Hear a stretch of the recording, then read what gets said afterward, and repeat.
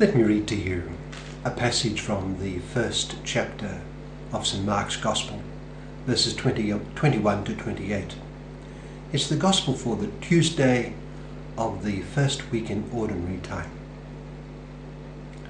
St. Mark writes, Jesus came to Capernaum with his followers, and on the Sabbath he entered the synagogue and taught. The people were astonished at his teaching, for he taught them as one having authority, and not as the scribes. In their synagogue was a man with an unclean spirit. He cried out, "What have you to do with us, Jesus of Nazareth? Have you come to destroy us? I know who you are, the Holy One of God." Jesus rebuked him and said, "Quiet, come out of him." The unclean spirit convulsed him, and with a loud cry came out of him. All were amazed and asked one another, "What is this? A new teaching with authority? He commands even the unclean spirits, and they obey him." His fame spread everywhere throughout the whole region of Galilee. That's from Mark chapter 1, verse 21 to 28. It refers to Christ's authority.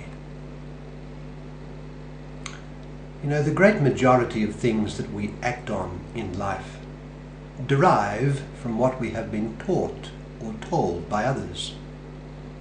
A person goes to work in the morning in his car, but of course he does this because he has been told by one who ought to know that his car is in good order. He drives to work in accord with the rules of the road, which is to say, in accord with what he has been told to do. He is told by his higher superiors at work to do certain things, and he does them.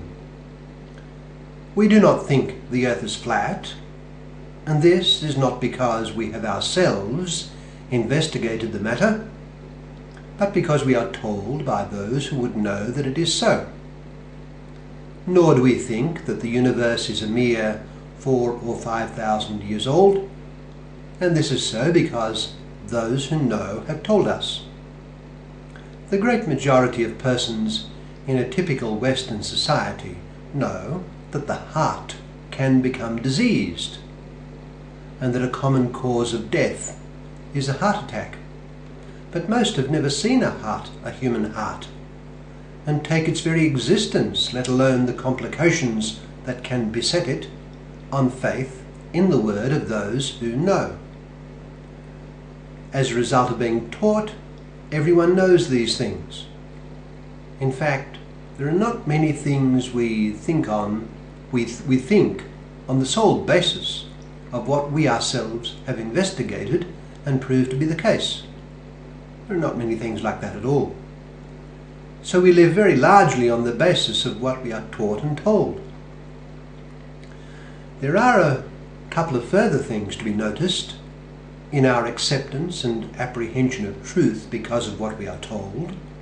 Firstly, in very many cases we accept things because those who tell us of them demonstrate with reasons that they are so. I thus become convinced that what I am told is correct. I believe it because I am told, but I can see that there are very good reasons for accepting the word of that person. However, there are things I accept not just because I can see for myself on that person's explanation that there are very good reasons for doing so. I accept them precisely because this person, whom I have come to respect greatly, has told me so. The basis of this trust is not just the reasons he provides me, but his own moral and intellectual stature, especially his moral stature. Were he to provide me with reasons, I may not see the force of the reasons, but I do see great force in the fact that he holds to the view he expresses. That is to say, he has great personal authority. This brings us to our gospel that I read earlier. In the time of our Lord, there were learned Pharisees and scribes who discoursed on the scriptures and taught the people with erudition. The Gospels and the Acts of the Apostles refer to the rulers and elders of the Jews. In the Acts we read of the rulers and elders and scribes who were gathered together in Jerusalem with Annas the high priest, and Caiaphas and John and Alexander, and as many as belonged to the high priestly family. Acts chapter 4 verse 5 to 6.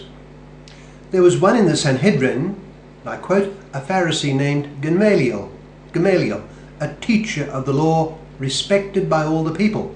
Acts chapter 5 verse 34. He seems to have been a good man, not, though, at least at this stage, a disciple of Jesus Christ.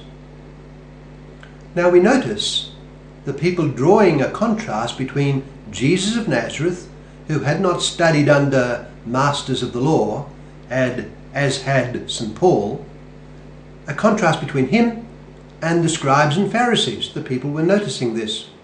We may say that, to use a modern parallel, our Lord had no doctorate, while Saul, later Paul, and his masters did. They had studied. Our Lord simply appeared out of nowhere from Nazareth, and Nathanael, when told of him, asked, "Can anything good come from Nazareth?" And he began teaching and acting as a master. He was called Rabbi by high and low.